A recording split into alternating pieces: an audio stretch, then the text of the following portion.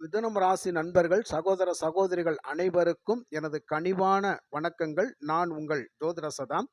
மிதுனம் ராசி நண்பர்களுக்கு இது ஒரு சிறப்பு பதிவு, முக்கியமான பதிவு, அத்தியாவசியமான பதிவு. நண்பர்களே, இந்த பதிவை கொஞ்சம் கவனமா கேட்டுக்கங்க. அதாவது, உங்களுக்கு நாளை மறுநாள் நடக்கக்கூடிய சூரிய கிரகணத்தினால் என்ன மாதிரியான விஷயங்கள் அப்படிங்கிறது நமக்கு நெகட்டிவாக இருக்கும், என்ன மாதிரியான பாசிட்டிவான விஷயங்கள் நடைபெறும் அப்படிங்கிறத பற்றி தெள்ள தெளிவாக இந்த பதிவில் நான் சொல்லியிருக்கிறேன். இந்த பதிவு ரொம்ப முக்கியமான பதிவு நண்பர்களே. கொஞ்சம் ஸ்கிப் பண்ணாமல் கேட்டு இதை பயன்படுத்திக்கங்க. அதாவது உங்களுடைய ராசிக்கு 4ஆம் இடத்தில் சந்திரன், கேது, சூரியன், புதன் 4 கிரகங்கள் இணைந்திருக்கும். இந்த 4 கிரகங்கள் இணைந்திருக்கின்ற இந்த காலகட்டத்தில் சந்திரன், சூரியன், கேது அப்படிங்கிற இந்த 3 கிரகங்கள் இணைந்து இருக்கக்கூடிய இந்த நேரத்தில், இந்த ஸ்தானத்தில் கிரகண தோஷம் ஏற்படும். பொதுவாகவே ஜாதகத்தில் சந்திரன் கேது இணைந்திருந்தாலோ, அல்லது சந்திரன் ராகு இணைந்திருந்தாலோ, சூரியன் ராகு இணைந்திருந்தாலோ, அல்லது சூரியன் கேது இணைந்திருந்தாலோ கிரகண தோஷம் அப்படிங்கிறது நிச்சயமாக சொல்லப்பட்ட விதி. அந்த தோஷம் அப்படிங்கிறது முழுக்க முழுக்க நிறைய பாதிப்புகளை கொடுக்கும் அப்படிங்கிறது, வாழ்நாளில் நிறைய சிரமங்களை கொடுத்துக்கிட்டே இருக்கும் அப்படிங்கிற மாதிரியான ஒரு விஷயங்கள். எந்த ஒரு விஷயத்திலுமே ஒரு முன்னேற்றமான ஒரு வழி அப்படிங்கிறது நிச்சயமாக கிடைக்காது. வாழ்க்கையில் அந்த ஜாதகர் ரொம்ப கஷ்டப்பட்டுக்கிட்டே இருப்பார். எதை எடுத்தாலும் தடை தாமதம் அப்படிங்கிறது, மன விரக்தியான சூழ்நிலையெல்லாம் இந்த தோஷம் அப்படிங்கிறது கொடுக்கும். அதனால தான் ஜோதிட சாஸ்திரத்தில் இது மிகப்பெரிய அசுப தோஷம் அப்படிங்கிற கிரகண தோஷம் அப்படின்னு சொல்லியிருக்கிறாங்க. ஆக எந்த கிரகமாக இருந்தாலும் கேதுவனுடைய பிடியிலையோ ராகுவனுடைய பிடியிலையோ சிக்கக்கூடாது அப்படிங்கிற மாதிரியான ஒரு அமைப்பு.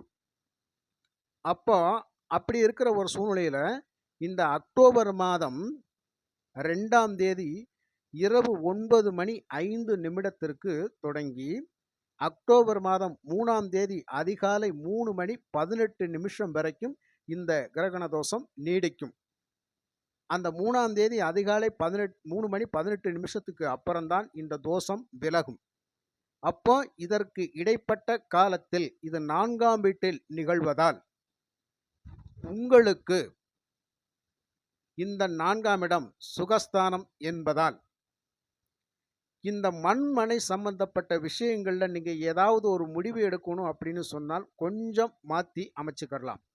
அதாவது ஒரு நிலம் வாங்க போறேன், பேச போறேன், பார்க்க போறேன், ஒரு மனையை பார்க்க போறேன், பேச போறேன், இல்லை ஒரு மனைக்கு நான் ஒரு அக்ரிமெண்ட் போடலான்னு பார்க்குறேன், ஒரு அட்வான்ஸ் போடலான்னு பார்க்குறேன், இல்லை ஒரு தோப்பு வாங்க போறேன், இல்லை ஒரு தோட்டம் வாங்க போறேன், இப்படி ஏதாவது ஒரு விஷயங்கள் இருந்தால் அதை இந்த நாளில் கொஞ்சம் தவிர்ப்பது நல்லது.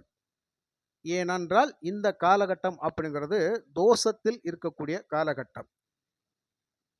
அதாவது சூரியனுடைய சந்திரனுடைய ஒளி முற்றிலுமாக மறைக்கப்படுகின்ற நேரம், கேதுவினால் மறைக்கப்படுகின்ற நேரம்.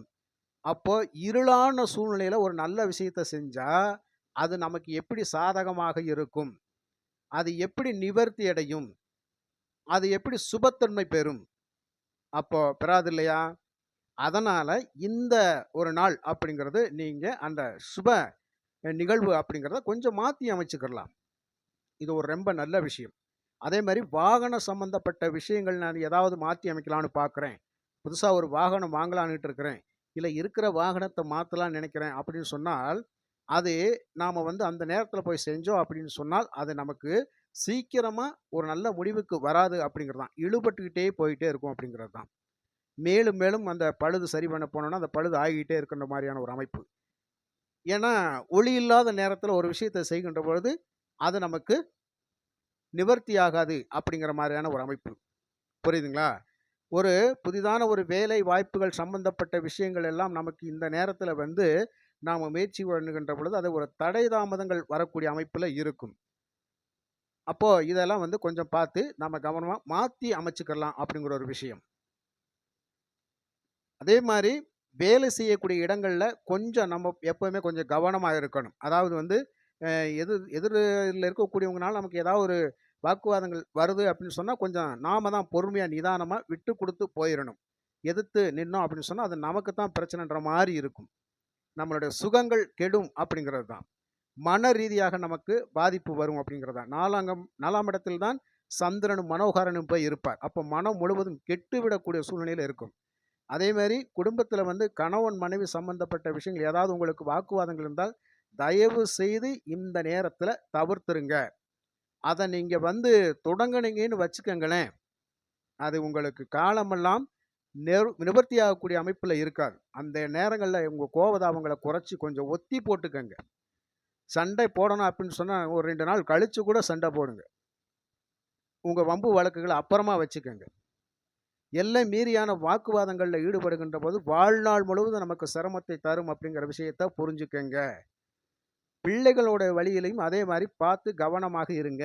ஏன் என்று சொன்னால், நீங்க செய்யக்கூடிய இந்த விபரீதமான சண்டை, சச்சரவுகள் அப்படிங்கிறது வந்து, அந்த குழந்தைகளும் பார்த்து மனசுல வச்சுக்கிட்டு, அதே ஃபாலோ பண்ற மாரியான ஒரு சூழ்நிலையெல்லாம் வந்துரும். அது ஒரு மன விரக்தி மாரி அவங்களுக்கு ஆயிரும். அப்ப அவங்களுக்கு அது வந்து மன உளைச்சல் ஆயிரும். கல்விய சரியா படிக்க முடியாது. இது கல்வி ஸ்தானம். அப்போ வீட்ல பெற்றோர்கள் செய்ற சில சில அறியாத தவறுகளால் பிள்ளைகளுடைய படிப்பு அப்படிங்கிறது பாதிக்கப்படும். அப்ப இந்த நேரத்தில கொஞ்சம் கவனமா பார்த்து இருந்துக்கங்க. புதுசாக நண்பர்கள் யாராவது அறிமுகமாகுறாங்க, எடுக்குறாங்க அப்படின்னு சொன்னா, அவங்க கிட்ட கொஞ்சம் பார்த்து பழகிக்குங்க. கொடுக்கல் வாங்கல் சம்பந்தப்பட்ட விஷயங்கள் ஏதாவது இருந்தால், இந்த ஒரு நாள் கொஞ்சம் மாத்தி அமைச்சுக்கங்க. பணமும் கொடுக்க வேணாம், பணமும் வாங்க வேண்டாம். தவிர்க்க முடியாத சூழ்நிலைகள் அப்படிங்கிறது நம்ம செய்கின்ற பொழுது தான் அதை காலமெல்லாம் தவிர்க்க முடியாத சூழ்நிலையாவே ஆவிக்கிறது இல்லையா? இது வந்து ஒரு இக்கட்டான சூழ்நிலை. இந்த காலகட்டம் அப்படிங்கிறது ரொம்ப ரொம்ப இக்கட்டான சூழ்நிலைகள். இருந்தாலும் இந்த தோஷம் அப்படிங்கிறது ரொம்ப நமக்கு பாதிப்பை தரக்கூடிய தோஷம் அப்படிங்கிறனால கவனமாக இருங்க. புரியுதுங்களா? சகல விதத்திலும், போக்குவரத்திலும், எல்லா விஷயங்களிலுமே இந்த மிதுன ராசிக்காரங்க கொஞ்சம் பார்த்து கவனமா இருங்க. உங்கள் சுகங்கள் பாதிக்கப்படும் அப்படிங்கிற ஒரே விஷயம் தான். தாய் சம்பந்தப்பட்ட விஷயங்கள்ல, உடல்நிலை சம்பந்தப்பட்ட விஷயங்கள் ஏதாவது ஒரு சின்ன பிரச்சனை ஏற்பட்டாலும் கூட, உடனே அதுக்கு ஒரு ட்ரீட்மெண்ட் எடுக்கணும் அப்படிங்கிற மாதிரியான ஒரு விஷயத்த நம்ம கவனமா பார்த்து வச்சுக்கணும் அப்படிங்கிறது தான்.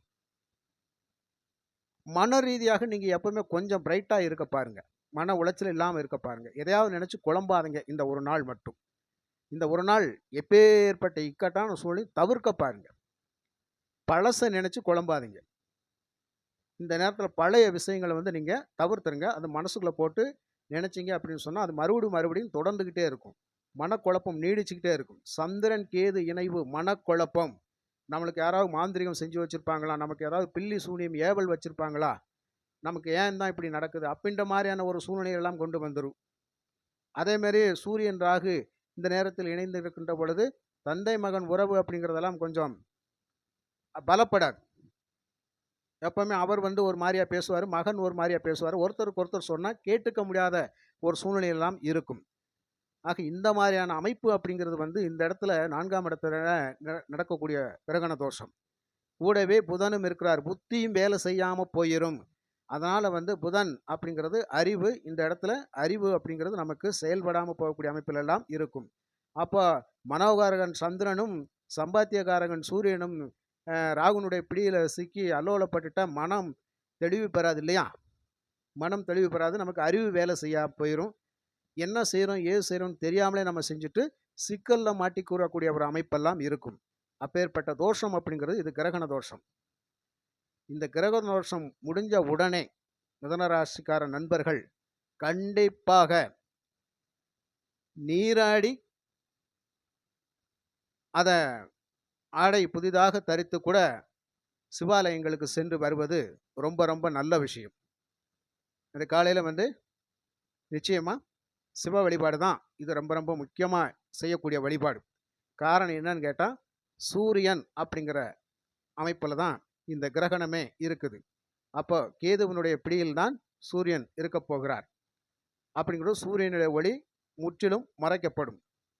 அப்போ வெளிச்சமில்லாத இந்த நேரத்தில நமக்கு விவரமான விஷயங்கள் நம்ம செய்ய வேண்டாம். அது நிவர்த்தி ஆகாது. அது ஒரு தோஷமாக இருக்கும். அப்ப இந்த தோஷம் நிவர்த்தி ஆகணும் அப்படின்னு முழுவதும் நமக்கு தீரணும் அப்படின்னு சொன்னா, நீங்க அந்த 3 மணி 18 நிமிஷத்துக்கு முடிஞ்சதுக்கு அப்புறம் அதிகாலையிலே எழுந்து நீராடி, அ ஆலயங்களுக்கு சென்று வழிபட்டு வர்றது நல்லது. அதாவது வீடு வாசலை நல்லா சுத்தம் பண்ணி, வீட்லயும் விளக்கேற்றி வழிபாடு பண்ணுவது ரொம்ப ரொம்ப சிறப்பான விஷயம். புரியுதுங்களா? இதை சொல்வதற்காகத்தான் இந்த பதிவு உங்களுக்கு கொடுக்கப்பட்டிருக்குது. நெறைய விஷயங்கள் அப்படிங்கிறது கொஞ்சம் இந்த ஒரு நாள் நல்ல விஷயங்களை தவிர்த்து மாற்றி அமைப்பது ரொம்ப சிறப்பான விஷயம். இது முடிஞ்சது அப்படின்னு வச்சுக்கங்களேன், அ குருவனுடைய வக்ர பயிற்சி காலம் அப்படிங்கிறது ரொம்ப அதிகமான நல்ல பலனை தரக்கூடிய அமைப்புல இருக்குது. சூரியன் 5ஆம் இடத்துக்கு வந்துருவாரு. இந்த 5ஆம் இடத்தில் வந்து அவரு புதனும் 5ஆம் இடத்துக்கு வருவாரு. ரொம்ப ரொம்ப அற்புதமான நல்ல நல்ல விஷயங்கள் எல்லாம் உங்களுக்கு நடைபெறக்கூடிய அமைப்புல, நல்ல பல நன்மைகள் நடைபெறக்கூடிய அமைப்புல எல்லாம் நல்ல நல்ல வாய்ப்புகள் எல்லாம் உங்களுக்கு கிடைந்து, உங்க வாழ்க்கை வந்து மகிழ்ச்சி பாதையில செல்லக்கூடிய அமைப்புல எல்லாம் இருக்குது. அப்போ இந்த ஒரு நாள் அப்படிங்கிறது ரொம்ப ரொம்ப கவனமாக இருங்க நண்பர்களே. சரிங்களா? இந்த தோஷம் அப்படிங்கிறது நிவர்த்தி பெற்றுச்சு அப்படின்னு சொன்னால், உங்களுக்கு அடுத்து வரக்கூடிய காலகட்டங்கள் அப்படிங்கிறது மிக மிக அற்புதமாக நல்ல பலன்களை தரக்கூடியதாக இருக்கும். இந்த தோஷம் நிவர்த்தி பெற்றதுக்கு அப்புறம் நமக்கு மிதுன ராசிக்காரங்களுக்கு என்ன பலாபலன்கள் கிடைக்கும் அப்படிங்கிறத பத்தி தெளிவான ஒரு பதிவு நம்ம கொடுக்க போறோம். அந்த பதிவை பார்ப்பதற்கு தயாராக இருங்கள். மற்றும் ஒரு நல்ல பதிவில் நான் உங்களை சந்திக்கின்றேன். நன்றி, வணக்கம்.